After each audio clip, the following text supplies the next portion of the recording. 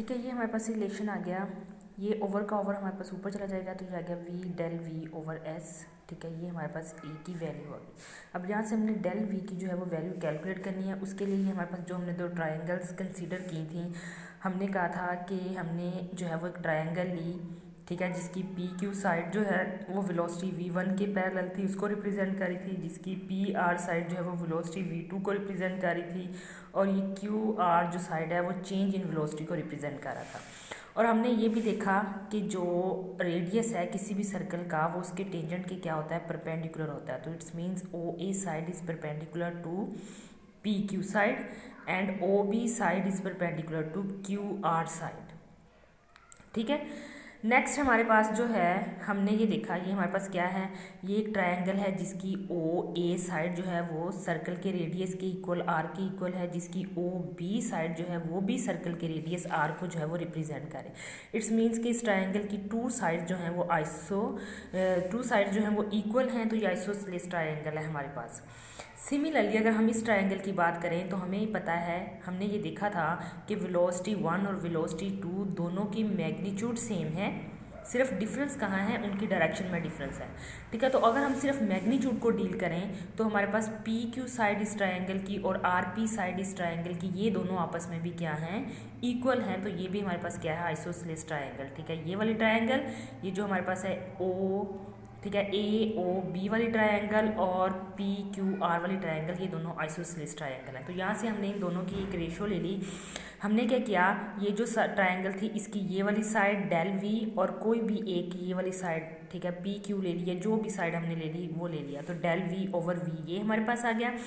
इसी तरह हमने इस ट्रायंगल की बात की ए ओ बी की, तो इसकी ये वाली A B side divided by O A side को हमने किससे रिप्रेजेंट किया है, वो किसके इक्वल है, आर के इक्वल है। तो ये हमारे पास आ गया ए बी ओवर आर। उसे ठीक है, उसे नेक्स्ट देखें, हमने पीछे ये पढ़ा हुआ है कि जब ये पॉइंट P यहाँ से मूव करता हुआ इस पॉइंट B तक चला जाता है, ठीक है, ये जो डिस्टेंस कवर इसमें होता है, इसको हमने किससे रिप्रेजेंट किया, हमने इसको कहा कि ये S के इक्वल है।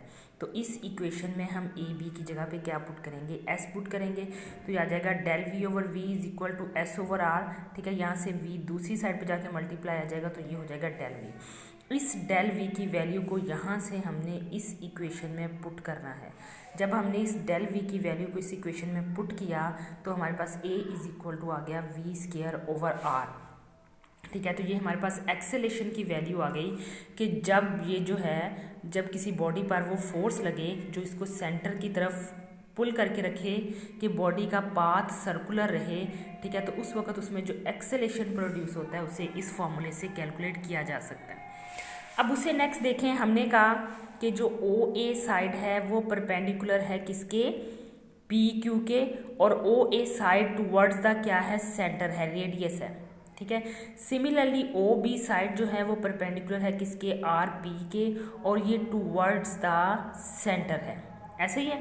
ठीक है, इसी तरह हम कहते हैं कि एक साइड जो डेल वी है वो क्या है, वो किसको रिप्रेजेंट कर रही है, वो इसके पी क्यू के परपेंडिकुलर होगी और टूवर्ड्स द सेंटर होगी, और डेल वी की डायरेक्शन यानी कि टूवर्ड्स द सेंटर होगी। और हमारे पास एक्सेलेरेशन की डायरेक्शन क्या होती है, जो चेंज इन वेलोसिटी की डायरेक्शन होती है। अगर चेंज इन वेलोसिटी की डायरेक्शन टूवर्ड्स द सेंटर है तो हमारे पास एक्सेलेरेशन की डायरेक्शन भी क्या है, टूवर्ड्स द सेंटर है। इट्स मीन्स के जो सेंटीपिटल एक्सेलेरेशन है ये जो है इसकी डायरेक्शन किस तरफ होगी, टूवर्ड्स द सेंटर होगी। ठीक है, और सेंटीपिटल फोर्स क्या है, वो फोर्स जो किसी बॉडी को सर्कल में रोटेट करवाने के लिए चाहिए हो वो क्या कहलाती है, सेंटीपिटल फोर्स। अब हमारे पास जब एक्सेलेरेशन की वैल्यू आ जाए तो हम फोर्स की वैल्यू कैलकुलेट कर सकते हैं न्यूटन के सेकंड लॉ के मुताबिक। न्यूटन का सेकंड लॉ क्या कहता है, M is equal to A C is equal to M V square over R. ठीक है, यहाँ पे ए सी की वैल्यू पुट की तो ये हमारे पास जो है वो उसकी वैल्यू आ गई फोर्स की। ठीक है, इसी तरह अगर हम इसको in terms of angular velocity निकालना चाहें तो in terms of angular velocity क्या होगा, v is equal to R omega, हम इसमें पुट करेंगे तो ये हमारे पास आ गई इन टर्म्स ऑफ एंगुलर वेलोसिटी। ठीक है, ये हमारे पास था सेंटीपिटल फोर्स की वैल्यू। चलो।